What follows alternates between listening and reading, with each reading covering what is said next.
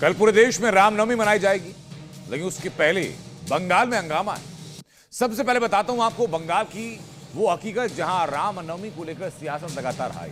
उसमें विवाद एक यूनिवर्सिटी के फैसले पर भी, जहां इफ्तार पार्टी को इजाजत दी गई, परमिशन दी गई, लेकिन रामनवमी के आयोजन के लिए कोई परमिशन नहीं दी गई और इसी पर ऐतराज।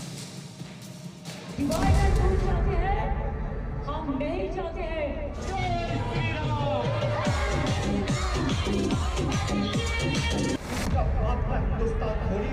চেয়ার খালি করো, জনগণ আসছে।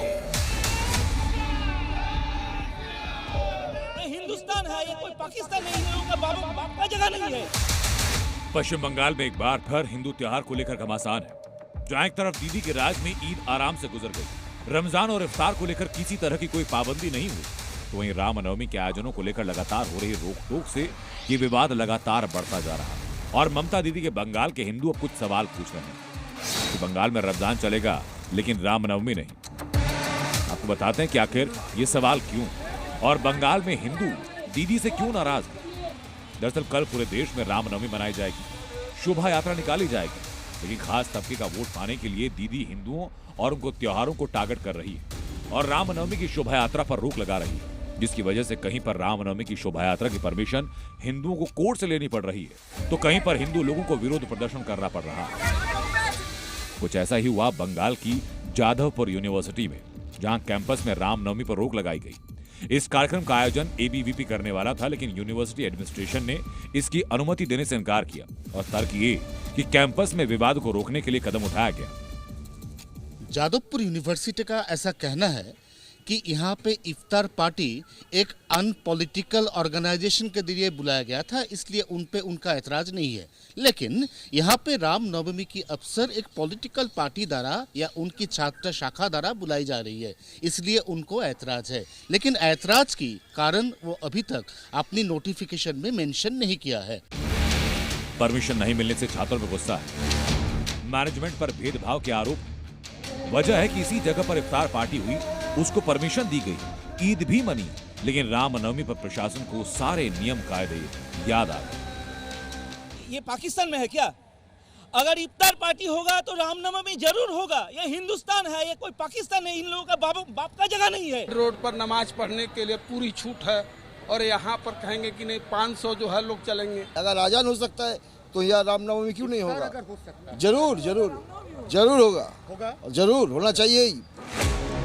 छात्रों के तर्क भी सही हैं कि जब कॉलेज में इफ्तार पार्टी हो सकती है तब किसी तरह का कोई विवाद नहीं। अगर हिंदू अपना त्योहार मनाए तो विवाद होगा। मतलब साफ कि यूनिवर्सिटी एडमिनिस्ट्रेशन ये जानता है कि हमेशा की तरह खास तबके के लोग हिंदू त्योहारों को टारगेट करेंगे और यूनिवर्सिटी एडमिनिस्ट्रेशन हमेशा की तरह कुछ नहीं करेगा। इसके अलावा रामनवमी की शोभा यात्रा को लेकर पश्चिम बंगाल की सियासत गरमाई हुई। विश्व हिंदू परिषद समेत कई हिंदू संगठनों ने ऐलान किया कि रामनवमी पर राज्य भर में 2000 से ज्यादा रैलियां, 200 झांकियां और 5000 जगहों पर श्री राम महोत्सव आयोजित होगा। बीजेपी ने दावा ये भी किया कि रामनवमी पर रैलियों में 1.5 करोड़ हिंदू भाग लेंगे। जय श्री राम की गूंज हर एरिया में उठाना चाहिए।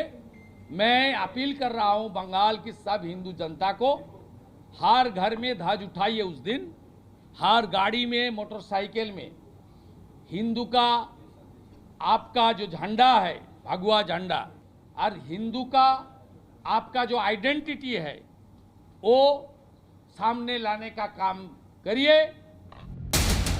लेकिन इसको लेकर ममता सरकार ने कई जगह परमिशन से इनकार किया, जिसमें हावड़ा का जुलूस भी शामिल था। उसका रूट बदल दिया गया, लेकिन हिंदू संगठन ने कोर्ट का दरवाजा खटखटाया और कुछ शर्तों के साथ कोर्ट ने इसे मंजूरी दी। शोभा यात्रा को लेकर तैयारियां जोरों पर। सड़कों पर रामनवमी के पोस्टर लगाए जा रहे हैं, जिसमें हिंदुओं से भगवा झंडा लगाने की अपील की। भगवा झंडों की बिक्री तेज हो चुकी है, राम पताका की डिमांड बढ़ गई और ये सब बताता है कि बंगाल में रामनवमी को लेकर हिंदुओं में कैसी दीवानगी है। वहीं रामनवमी की परमिशन मिलने के बाद हावड़ा में जुलूस की तैयारी शुरू हुई। रामनवमी पर हावड़ा में 1 आईजी, 3 डीआईजी सहित बड़ी संख्या में पुलिस वालों को तैनात किया। ड्रोन और सीसीटीवी कैमरा लगाए गए। कोलकाता में सुरक्षा के भारी इंतजाम है ताकि किसी भी तरह की कानून व्यवस्था के हालात खराब ना हो।